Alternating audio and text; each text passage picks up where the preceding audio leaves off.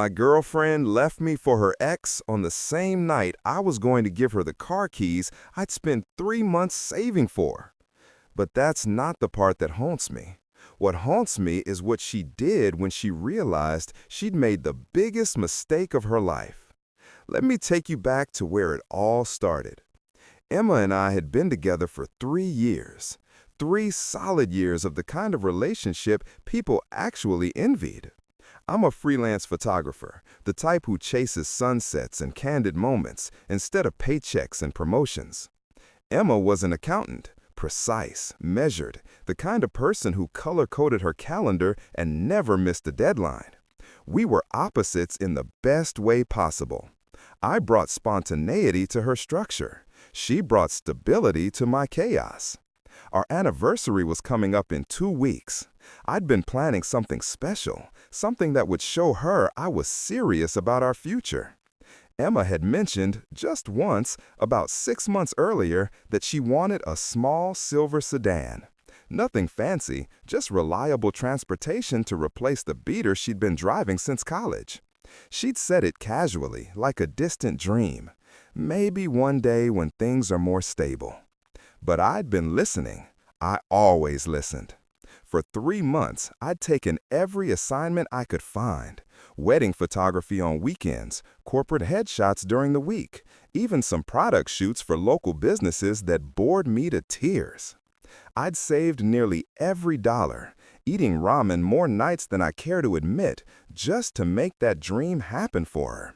The car wasn't expensive by most standards, but for a freelance photographer, it represented sacrifice, real sacrifice. We had our routines. Tuesday nights were movie nights at her apartment. Fridays, we'd hit our favorite diner, the one with the red vinyl booths and the waitress who knew our order by heart. Sundays were for sleeping in, making breakfast together, and planning the week ahead. It was comfortable, easy, the kind of relationship where you stop trying to impress each other and just exist together. I loved photographing Emma. She hated being in front of the camera, always complained that she looked awkward, but I had hundreds of candid shots of her. Emma laughing at something on her phone. Emma concentrating on her laptop, bottom lip caught between her teeth. Emma in the golden hour light streaming through her kitchen window. I was building a life around her, frame by frame. Everything changed when Ryan came back. Ryan, her ex-boyfriend from college. The guy she dated for 2 years before they broke up because, in her words, he was directionless, immature, didn't know what he wanted. She told me about him early in our relationship, the way you tell someone about a disappointing movie you once watched. Not with anger or longing, just matter of fact. That was 4 years ago, she'd said. I'm a completely different person now. Then, about 4 months before the breakup, he messaged her out of nowhere. Emma showed me the message, completely transparent. She was sitting on my couch scrolling through Instagram. Oh, weird, Ryan reached out. She turned the phone toward me. The message was friendly enough. Hey, Emma, hope you're doing well. I'm back in town. Would love to catch up sometime if you're open to it. I've changed a lot. Business is going well. Would be good to reconnect as friends. I remember feeling nothing. No jealousy, no concern. Why would I? We were solid. That's nice, I'd said. Are you going to reply? She'd shrugged. Maybe. It's been years. Wouldn't be weird to grab coffee, right? Not weird at all, I told her, and I meant it. The first coffee meetup happened 2 weeks later. Emma mentioned it casually that morning. Hey, I'm meeting Ryan for coffee after work today. The one I told you about. Just catching up. She'd kissed my cheek and left for the office. When she came home that night, she seemed lighter somehow. Energetic. She talked about how much he'd changed, how he'd started his own consulting business, how he'd really gotten his life together. Good for him, I'd said, and went back to editing photos. But then the messages started coming more frequently. At first, Emma would still show me. Ryan's asking for advice about this business deal. Ryan wants to know if I can look over some financial projections. She worked in accounting, so it made sense. He needed help. She could provide it. Friends helping friends. Except, friends don't text at 11 p.m. on a Tuesday. Friends don't require 3-hour coffee meetings that stretch into dinner. Friends don't make you smile at your phone in that particular way, the way that dims when you realize someone's watching. The red flags started small, manageable, explainable. Red flag number 1. It was a Thursday night around 9:47 p.m. I remember because I just finished editing a wedding shoot and was texting Emma to see if she wanted me to bring food. She was at her place, said she had a headache and wanted to stay in. 20 minutes later, I saw her Instagram story. She was at Marcello's, the upscale Italian place downtown, wine glass in hand. The photo was taken from across the table. Someone else was there. I called her. "Hey, feeling better?" "What? Oh, yeah, a little. Just resting." "You're at Marcello's." Pause. Then a small laugh. "Oh my God, I forgot I posted that." "Yeah, I was feeling better earlier, so Ryan and I grabbed a quick dinner. He's dealing with some stuff and needed to talk." "You said you had a headache." "I did, but I felt better. I didn't want you to feel obligated to come keep me company." I accepted it. What else was I supposed to do? Accuse her of lying when she had a reasonable explanation? Maybe she had felt better. Maybe she was being considerate. Maybe I was being paranoid. Red flag #2. 2 weeks later, on a Saturday afternoon, Emma canceled our plans. We were supposed to drive to the coast, spend the day photographing lighthouses and eating overpriced seafood. She texted me at 9 a.m. "I'm so sorry, something came up at work, emergency audit prep. Rain check?" I said sure, no problem, and decided to use the day to catch up on editing. Around 3 p.m., I stopped by our favorite coffee shop to grab an espresso. That's when I saw them, Emma and Ryan, sitting at a corner table, laughing. Her hand was on his arm. They didn't see me. I stood outside for a full minute, watching through the window. When I asked her about it later that evening, she didn't hesitate. "Oh yeah, the work thing wrapped up faster than expected. Ryan called and said he was stressed about some investor meeting next week. I felt bad saying no. You understand, right? He's going through a lot." "You couldn't text me? I would have joined you guys." "It was last minute, babe. I didn't think about it. Plus, you know how you are with Ryan. You get all quiet and weird." I wasn't quiet and weird around Ryan. I'd never even met Ryan. But I let it go. Red flag #3. The phone habits changed. Emma had always been casual about her phone. She'd leave it face up on tables, hand it to me to reply to texts while she drove, never worried about me seeing anything. Suddenly, in the span of 2 weeks, her phone became an extension of her body, face down, always. She'd take it to the bathroom, she'd step outside to take calls. When it buzzed during our movie nights, she'd glance at it and smile, then put it away without explanation. One night I asked, "Everything okay? You seem distracted." "Just work stuff," she said, not looking up from the screen. On a Tuesday at 10 p.m.? "Ryan's having a crisis. I told him I'd help him work through it." Ryan. Always Ryan. The name started feeling like a third person in our relationship. Red flag 4. She started dressing differently. Emma had always been professional but practical. Blazers, simple blouses, comfortable shoes. Then she started wearing dresses to work meetings. Heels she'd never bothered with before. Makeup got more elaborate. She'd smell like expensive perfume I'd never bought her. "You look nice," I'd say. "Oh, just felt like making an effort," she'd reply, checking her reflection one more time before leaving. I wanted to ask who she was making an effort for, but I already knew. I just wasn't ready to admit it yet. Red flag 5. The final one came 3 weeks before the breakup. We were at our diner, our Friday tradition. Her phone lit up on the table. A text preview. "Dinner tonight? I need to talk." Emma tilted her phone away so fast she nearly knocked over her water glass. I saw it though. I saw the way her face changed. Not guilty exactly, eager. "Everything okay?" I asked. "Fine, just Ryan being dramatic." I kept eating my burger. Inside, something heavy settled in my chest, a kind of resignation. I knew where this was going. I'd known for weeks, probably months. I just hadn't wanted to face it. That night, lying in bed next to her, I made a decision. I wouldn't confront her. I wouldn't beg or plead or demand she stop seeing him. I would simply wait. Wait and see if she would choose honesty over convenience. Wait and see if the woman I loved was still the woman lying next to me. Spoiler alert, she wasn't. The suspicion grew like a slow-motion avalanche. At first, it was just little inconsistencies. Then it became patterns. Then it became undeniable. I started paying attention, real attention. Not the paranoid, obsessive kind where you go through someone's phone at 2 a.m. Just the quiet, observant kind. The photographer's eye. Noticing details. Remembering timelines. Emma said she was working late on a Wednesday. I called her office. Her coworker picked up. Oh, Emma left around 5:30 today. When I asked Emma about it, she said her coworker must have been confused. I was in the conference room. She probably didn't see me. Possible.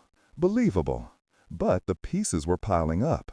I checked our shared calendar. Emma had blocked off an entire Saturday 3 weeks out. Work retreat, she labeled it. I casually asked her about it over breakfast. Oh yeah, team building thing. Super boring, but mandatory. I called her company's main line 2 days later, pretending to be scheduling a delivery. Do you have any corporate events scheduled for the 18th? Let me check. No, nothing on the calendar. Can I help you with something else? I thanked them and hung up. My hands were shaking. That afternoon, I sat in my car outside a coffee shop, staring at nothing. Part of me wanted to confront her right then, lay out the evidence, demand an explanation. But another part of me, the part that was already grieving, wanted to know the full truth first. Wanted to see exactly how deep the betrayal went. So I kept gathering pieces. I noticed Ryan's name appearing in her Venmo transactions. Small amounts, $20 here, $35 there. Splitting dinner, the note said, or coffee, or just a beer emoji. When had they started splitting things? When had casual meetups become regular enough to require payment apps? I looked at her Instagram.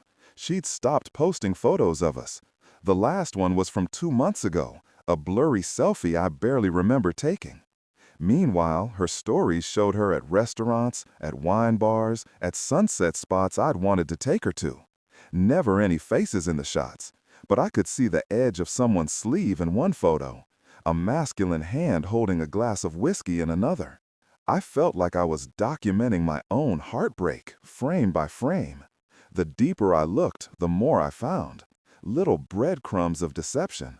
She told me she couldn't make it to my gallery opening because of a family thing. I checked her mom's Facebook. Her mom was posting photos from a book club that same evening.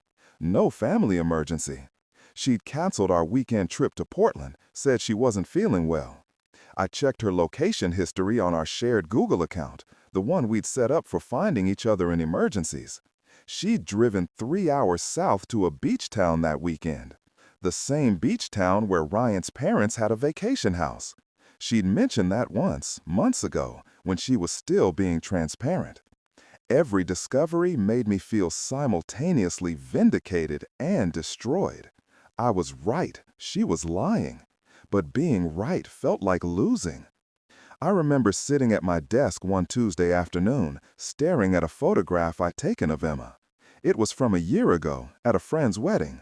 She was mid-laugh, head thrown back, completely unself-conscious. I'd loved that photo. I'd even considered printing it for our apartment. Now, looking at it, I felt like I was staring at a stranger. Or maybe I was the stranger. Maybe I'd never really known her at all. The tipping point came exactly 9 days before the breakup. Emma had told me she was going to a work dinner. Client meeting, probably gonna run late. She'd kissed me goodbye, grabbed her laptop bag, and left. I decided to finish some editing, maybe grab takeout later. Around 8 p.m., my friend Marcus texted me. Yo, isn't that Emma? He'd attached a photo. Emma and Ryan sitting at an outdoor bar, the kind with string lights and craft cocktails. She was wearing the blue dress she'd worn on our first date, the one she told me was her good luck dress. Ryan's hand was on her knee. I stared at that photo for 10 minutes. Then I texted Marcus back. "Yeah, that's her. Thanks for letting me know." I didn't text Emma, didn't call, didn't storm down to the bar for a dramatic confrontation. I just sat there in my quiet apartment, feeling something inside me finally break free. Clarity, that's what it was. Not anger, not even sadness. Just this crystalline understanding that the relationship was already over. I just hadn't made it official yet. But I needed one more thing, one final piece of evidence. Not for her, for me. So I would never doubt my decision, never wonder if I'd given up too easily. I waited until Friday. Emma and I were supposed to have our usual diner night. She texted earlier, "Can we push to tomorrow? Ryan's having a crisis." Of course he was. I texted back, "No problem. I'll pick you up tomorrow at 7. Then I did something I'd never done before. I tracked her phone. Not through some spy app, just through the family location sharing we'd set up months ago when she'd gotten lost hiking. She'd never turned it off. At 7:15 p.m., Emma's dot appeared at Rosario's, an expensive steakhouse across town. The same place she'd once told me was too fancy for a casual dinner. I sat in my car 3 blocks away, watching that little blue dot, not moving. At 9:43 p.m., her dot moved. Not toward her apartment, toward the Riverside Hotel, the nice one, the one with the rooftop bar and the rooms that cost $300 a night. My hands gripped the steering wheel. I could have driven there, could have walked into that lobby, could have made a scene, but I didn't. Instead, I drove to the jewelry store where I'd been making payments on the car key fob, the one attached to a simple silver keychain I'd had engraved. For every adventure ahead. Jay picked it up. The employee smiled.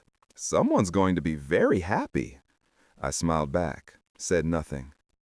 The next evening, Saturday, Emma texted me at 6:45 p.m.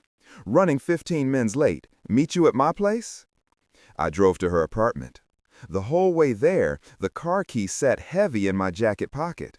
I'd rehearsed what I was going to say, how I'd present it, how she'd react. The surprise, the joy, the guilt she'd hide behind gratitude. But when I pulled into the parking lot, I saw her standing there, outside her building, arms crossed. She wasn't dressed for dinner. She was wearing yoga pants and an old sweatshirt. Her face looked tired, rehearsed. I knew before I got out of the car. I knew from the way she stood, from the way she couldn't quite meet my eyes. This wasn't going to be a dinner conversation. This was an execution. I parked, took a breath, grabbed the keys, not the car key, just my regular keys, and walked over to her. "Hey," I said. "Hey." She looked down. "Can we talk?" "Sure." We stood there in the parking lot, the same spot where I'd kissed her goodnight 100 times, the same spot where we'd sat on the curb eating ice cream at midnight after a concert, the same spot where she'd once told me she could see a future with me. Emma took a breath. "I've been thinking a lot lately, about us, about where we are." I waited, let her finish. I think we should just be friends." The words hung in the air. For a second, I thought I'd misheard her. We should just be friends? Like we were teenagers? Like 3 years together was just a trial period? "My ex needs me more," she continued. Her voice was soft, almost apologetic. "Ryan's going through something, and I feel like I'm the only one who really understands him right now. He's changed so much, and I think I need to see where this goes." My hand touched the car key in my pocket. The metal was cold against my palm. Emma kept talking. "It's not about you. You're amazing. You're kind and talented and patient. But Ryan and I have history. We have this connection that I can't explain. I need to explore that. You understand, right?" I looked at her, really looked at her. At the woman I'd been planning a future with, the woman I'd sacrificed for, saved for, dreamed with. And I saw a stranger. Someone who'd already made her choice weeks ago, but was just now getting around to telling me. "All right," I said, quietly. My voice was calm. Too calm. "I hope you're happy." No shouting, no begging, no asking why. Because I already knew the answer. Emma looked almost relieved, like she'd just put down something heavy. She didn't realize that what she dropped was the last bit of respect I had left for her. I slipped the car key deeper into my pocket, turned, started walking toward my car. "Jack," she called after me. I stopped, looked back. Are we okay?" I smiled. It was genuine. "Yeah, Emma, we're okay." Then I got in my car and drove away. I didn't look in the rearview mirror, didn't cry, didn't feel anything except this strange, unexpected peace, like finally accepting reality. At the time, I thought that was the end of it. It wasn't. 3 months later, in the dead of night, everything came crashing back. She appeared at my door, drenched from the rain, mascara streaked down her face, eyes wild with something between desperation and rage. But she wasn't alone. Behind her, phones were out, recording. A small crowd of people I'd never seen before, capturing every second. And as I stood there, looking at the wreckage of the woman I'd once loved, I realized the story was far from over. It was just beginning. I told you about Emma, about how she left me for her ex, Ryan, on the same night I was planning to give her the car I'd spent months saving for. How I walked away with quiet dignity while she chased a fantasy. I thought that was the end of our story. But 3 months later, she showed up at my door with a camera crew, trying to destroy me. Here's what happened next. After Emma and I broke up, I didn't spiral. No drunk texts at 2 a.m., no driving past her apartment, no social media stalking. I just moved forward, kept working, kept creating. Within a week, I'd booked 3 new photography assignments. Within a month, I'd stopped thinking about her every morning. Healing isn't always dramatic. Sometimes it's just waking up one day and realizing you forgot to be sad. I threw myself into work, took assignments I'd normally pass on, travel photography for a tourism board, a series of landscape shots for a hotel chain, portrait work for local artists. My calendar filled up, my bank account recovered, and somewhere in the motion of just living, I found something I'd lost while trying to save a dying relationship: myself. Around this time, I got connected with Leah. She was an editor for a travel magazine, overseeing a feature about Oregon's hidden coastal towns. They needed a photographer. Someone recommended me. We met at a coffee shop to discuss the project. Leah was different, sharp, direct. She looked at my portfolio and said, "Your technical skills are solid, but these landscapes feel empty, like you're photographing places instead of moments." Most people would have smiled and complimented my work. Leah told me the truth. I respected that immediately. "What would you suggest?" I'd asked. "Stop hiding behind the camera. Get in the dirt. Wait for the light to do something unexpected.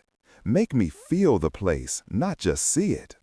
We spent the next 2 months working together. Long drives up Highway 101, early morning shoots at tide pools, late-night editing sessions where she'd critique my work over Thai takeout and cheap wine.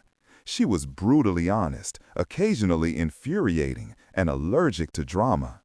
"You're not trying to impress anyone anymore," she said one night while reviewing photos. "I can see it in your work. You're finally shooting for yourself." She was right. I'd spent 3 years molding myself around Emma's expectations, and I hadn't even realized it. Slowly, naturally, Leah and I became more than collaborators. There was no grand romantic confession, no movie moment, Just two people who showed up consistently, respected each other's boundaries, and didn't need to perform perfection. One evening, after wrapping a particularly difficult shoot in the rain, we sat in my car overlooking the ocean. Leah turned to me and said, "I like that you don't need me to fix you." "I like that you don't need me to be anything other than what I am," I replied. She smiled, and somehow that was enough. Meanwhile, through mutual friends, I started hearing whispers about Emma. Nothing I asked for, just information that found its way to me. Ryan wasn't who he claimed to be. The successful businessman story? Fabricated. He had 3 failed LLCs, unpaid loans scattered across 2 states, and a habit of using other people's money for investments that never materialized. He was a con artist. A good one, but still a con artist.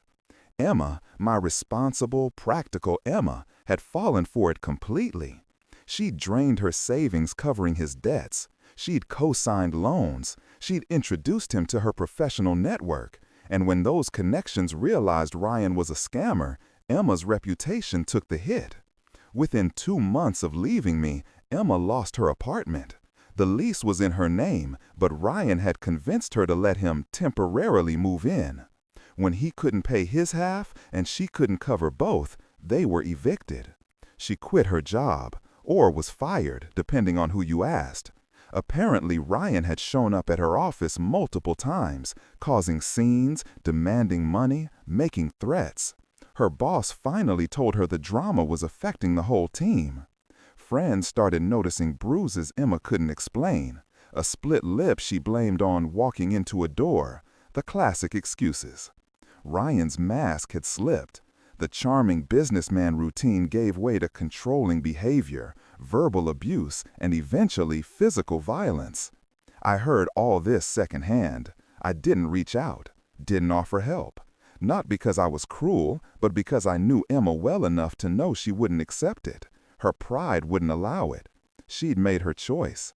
Now she was living it. I felt something complicated when I heard about her suffering. Not satisfaction, not vindication. Just a quiet, sad acknowledgement that people who chase illusions always end up tripping over reality. By month 3 post-breakup, I'd moved on. Completely. Leah and I were spending most of our time together. My work was better than ever. I'd even landed a small gallery show in Portland. The exhibit was called Stillness, a collection of coastal landscapes that somehow captured the peace I'd found after chaos. It sold out in 2 weeks. Life was good, simple, drama-free. Then came the night that shattered everything. It was around 11:30 p.m. on a Tuesday. Leah had fallen asleep on my couch, a book open on her chest.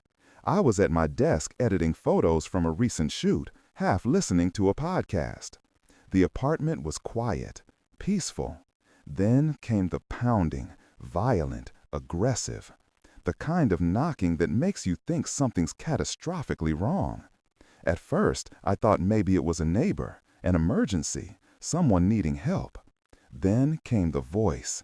"Jack, open the damn door, you coward!" I froze. That voice, raw, cracked, desperate, but unmistakable. Emma. Leah stirred on the couch. What's going on? I walked to the door slowly, my heart pounding. Through the peephole, I saw her. Emma, drenched from the rain, makeup streaming down her face, eyes wild. And behind her, 3 people, phones out, recording every second. This wasn't a spontaneous visit. This was planned. I opened the door. The scene that greeted me felt surreal. Emma stood there, shaking, either from cold or rage or both. Her hair was plastered to her face. She wore a tank top and jeans, completely inappropriate for the weather. Behind her, her friends, or whatever they were, held their phones up, capturing everything. "Emma," I said calmly, "what are you doing?" She pointed at me, her finger trembling. "You left me!" Her voice was shrill, breaking. "You ruined my life! You did this to me!" For a moment, I just looked at her. Not in shock, in disbelief.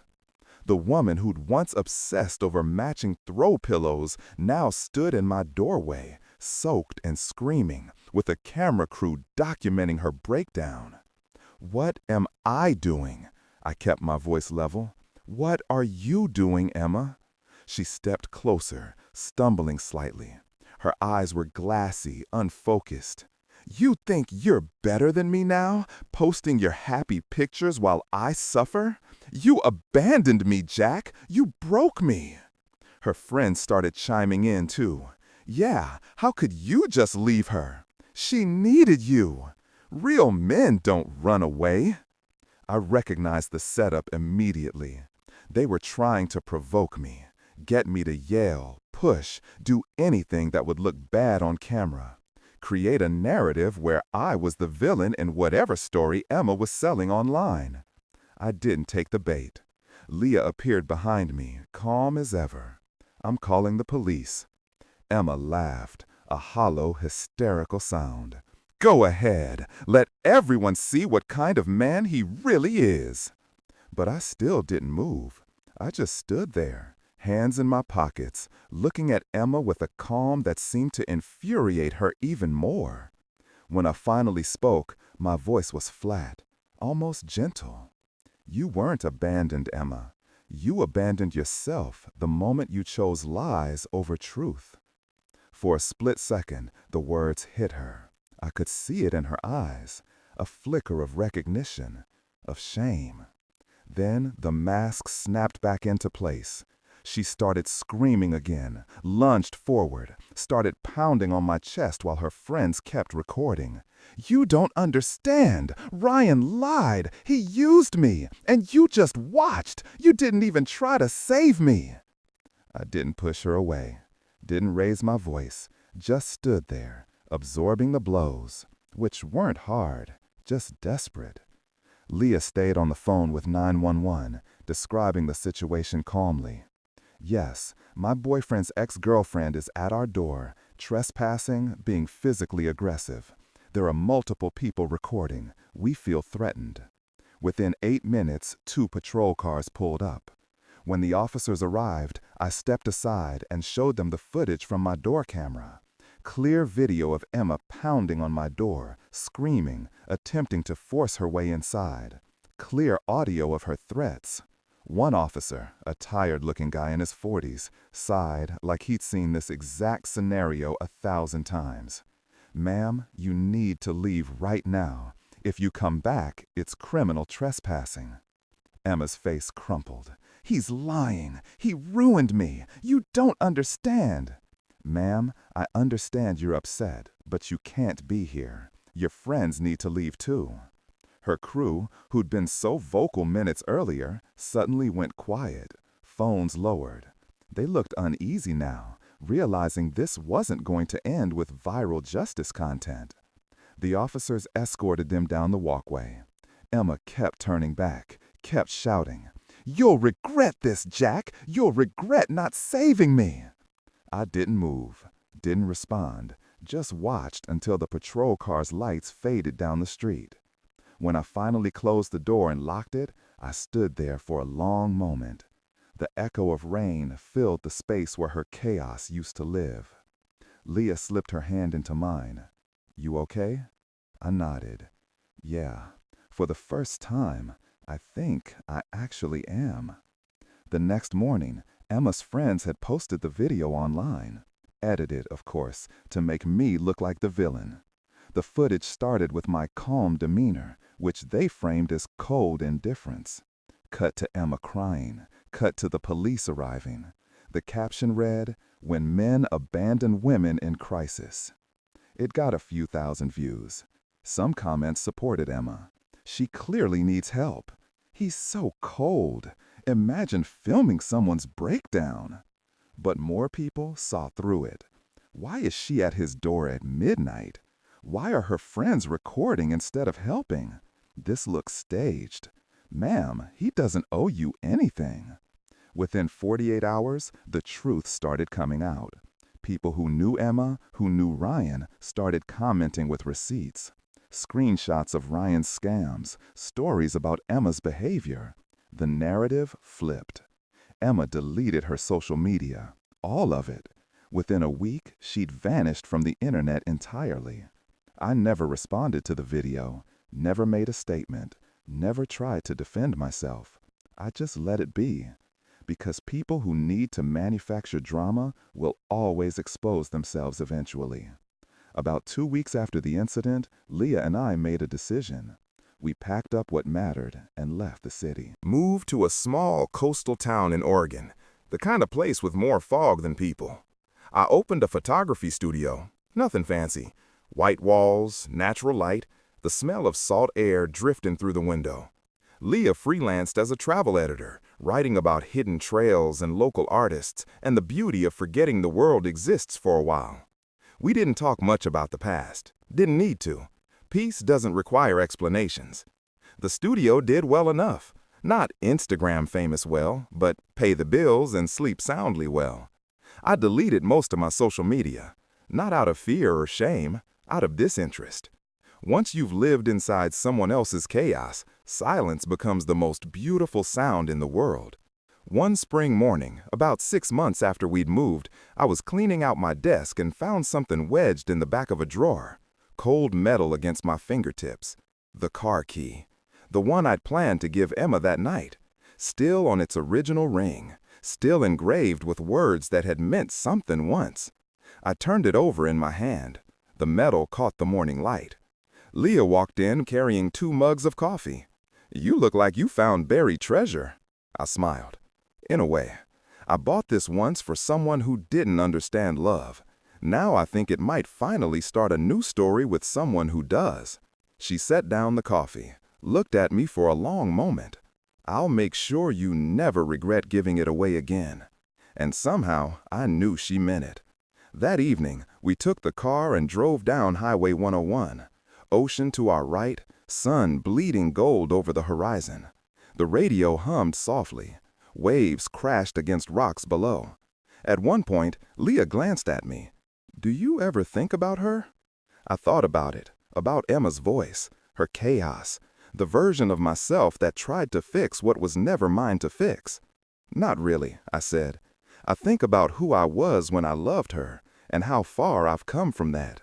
Leah smiled, reached over and laced her fingers through mine. The road curved ahead. For the first time in a long time, the future felt clear. I heard through the grapevine that Emma eventually got help, mental health treatment, distance from Ryan, who'd moved on to scamming someone else. She never reached out to apologize, never tried to make amends. And honestly, I didn't need her to. Some people find their way back, some don't. Either way, it's not my story anymore. One night, about a year after everything happened, Leah and I were locking up the studio. The sun had set, the street was quiet. She looked at me and said, "You never talk about what happened. Does it still bother you?" I thought about it, really thought about it. "No," I said finally. "What bothers me is how long I stayed when I knew something was wrong. How I convinced myself that patience was the same as self-respect." "You loved her," Leah said simply. "I loved who I thought she was. There's a difference." We walked home in comfortable silence, past the bakery that opened too early, past the bookstore with the cat in the window, past lives that had nothing to do with betrayal or cameras or midnight confrontations. As for Emma's consequences, they caught up with her in ways I only heard about later. Her professional reputation never recovered. The accounting firm she'd worked for had connections throughout the industry.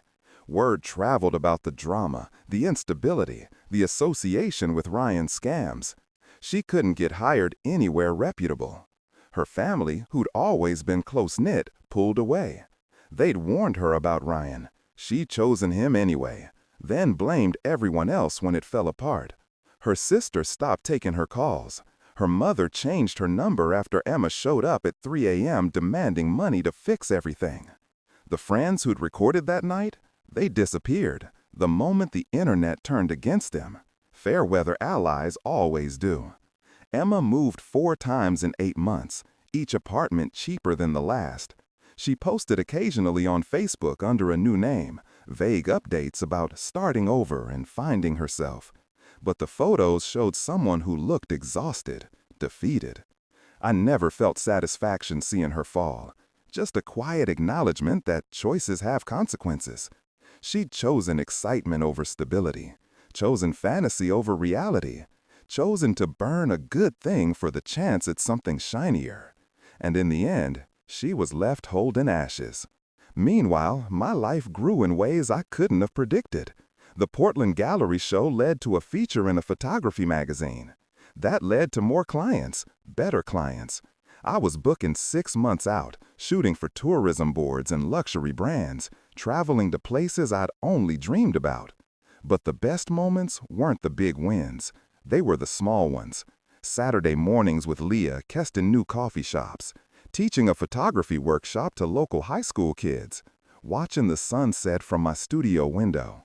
Simple, undramatic, real. Leah got promoted to senior editor, started working on a book about Pacific Northwest hidden gems. She interviewed me for a chapter, and we spent an entire evening laughing about trying to maintain professional boundaries while dating. We failed, obviously. The interview turned into takeout and bad reality TV. "You know what I love about you?" she said one night, completely unprompted. "What?" "You don't need me to complete you. You're already whole. I just get to be here for it." That might be the kindest thing anyone's ever said to me. About 18 months after the breakup, I ran into someone from Emma's old life, Sarah, a mutual friend from the early days. She was at a farmer's market, surprised to see me. "Jack, oh my God, how are you?" "Good, really good, actually." I introduced her to Leah. Sarah's smile was genuine, but I could see the question in her eyes, the one everyone wanted to ask but rarely did. After some small talk, she finally said it. "I heard about what happened, with Emma showing up at your place. That was intense," I agreed, "but it's over now." "She's not doing well," Sarah said quietly. "I feel bad for her, but I get why you walked away. She made her choices." I nodded. "How is she?"